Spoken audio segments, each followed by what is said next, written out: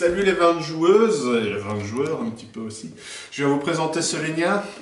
Donc c'est une sortie Pearl Games que j'ai créée avec ma tête pour cette SN 2018. Mais vous me regarderez peut-être dans 2 ans, c'est pareil, ça marchera aussi.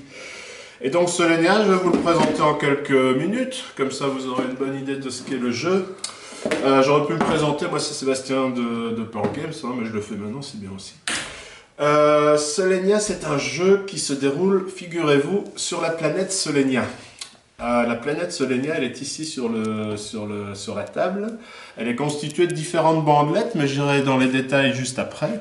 Ce que vous devez savoir pour le moment, c'est que sur Solenia, il y a une particularité assez importante, c'est que le jour et la nuit sont figés, le cycle ne se déroule pas, le cycle est figé, ce qui fait qu'il fait toujours jour là où il fait jour, et il fait toujours nuit là où il fait nuit. Ce qui fait qu'il y a des ressources, évidemment, qu'on trouvera beaucoup plus le jour et d'autres qu'on trouvera beaucoup plus la nuit. L'eau et la pierre seront des ressources de la nuit, tandis que le blé et le bois seront les ressources essentielles du jour. Et nous, donc, on a une mission que l'on fait depuis des siècles et des siècles, c'est parcourir la planète à bord de l'aéronef géant que vous voyez ici, pour livrer les ressources de la nuit aux habitants du jour et inversement. On va livrer l'eau aux habitants du jour pour qu'ils puissent faire pousser leur blé et leur bois, par exemple. Et donc, notre mission, c'est de faire ceci. Et comment on le fait?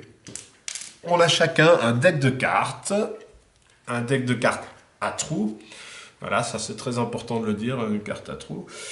Et ce deck de cartes va nous permettre de nous déplacer sur la planète. En fait, ce sont des petits vaisseaux. Ce sont des petits vaisseaux qui nous appartiennent. Chaque joueur a ses propres vaisseaux. Il faut savoir qu'on est tous à bord du grand aéronef central. Et chaque joueur va jouer ses cartes sur la planète pour aller récupérer des ressources, mais aussi pour aller en livrer. On commencera tous avec 3 cartes en main. Et à son tour de jeu, on va jouer une carte sur une case qui sera soit adjacente à l'aéronef central, soit adjacente à une autre carte, mais de sa propre couleur. On ne peut pas jouer à côté de la carte d'un autre joueur. Quand on joue une carte sur le plateau, qu'est-ce qui se passe? Donc je ne sais pas si je l'ai bien dit, mais le tour de jeu, c'est une carte. Un joueur joue une carte. Chacun son tour, on a 16 cartes et ça se terminera après 16 tours. Et à la fin, vous me demanderez, mais ça se termine quand? Mais je vous le répéterai encore. Oui, quand on dit quand ça se termine au début, on oublie, hein, c'est comme ça. Quand on joue une carte sur une zone de production, on gagne des ressources. Combien de ressources on gagne? On va regarder le numéro et on va regarder à travers le hublot de son vaisseau quelles ressources on gagne. Donc dans ce cas-ci, j'ai mis un 2 sur une île volante qui produit de l'eau. Je vais gagner 2 eaux. 2 eaux que je vais mettre dans mon stock, dans le stock de ma barge volante qui est ici. À noter que là, je l'ai mise en face hiver. On va la retourner en face été pour les parties d'initiation. Ce sera plus simple. On aura 8 stocks en face été. Donc, on gagne des ressources si on joue une carte sur une île de production. Je vais également pouvoir jouer une carte sur une cité volante. Je la mets loin juste pour t'embêter. Voilà. Sur une cité volante. Et là, on va gagner des étoiles, évidemment. C'est toujours le même principe. Le chiffre nous dit combien on gagne et au milieu, qu'est-ce qu'on gagne. Donc là, on gagne des étoiles, les étoiles étant les points de prestige, les points de victoire. Mais quand on joue sur une cité, on sera obligé de livrer les demandes du peuple. Si c'est une cité de jour, on va regarder les 3 contrats de jour, les 3 demandes de jour. Si j'ai joué sur une cité de nuit, on va regarder les 3 contrats de nuit. Et sur ces contrats, évidemment, sont inscrites des ressources. On donne les ressources pour gagner le contrat. Donc ici, j'aurais dû donner 2 os, une pierre, un bois pour gagner le contrat. Et le contrat, je vais le positionner en haut de mon plateau individuel si c'est un contrat de jour et en bas si c'est un contrat de nuit. En face été, on va simplement aligner les contrats de la gauche vers la droite. En haut, les contrats été, en bas, les contrats de nuit.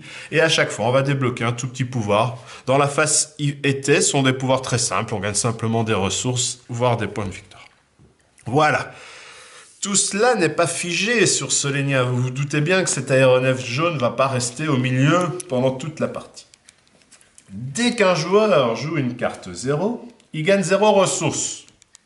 C'est pas bien beaucoup, mais il y a un rappel sur la carte. Il va pouvoir avancer, il va devoir avancer l'aéronef de une case vers l'avant.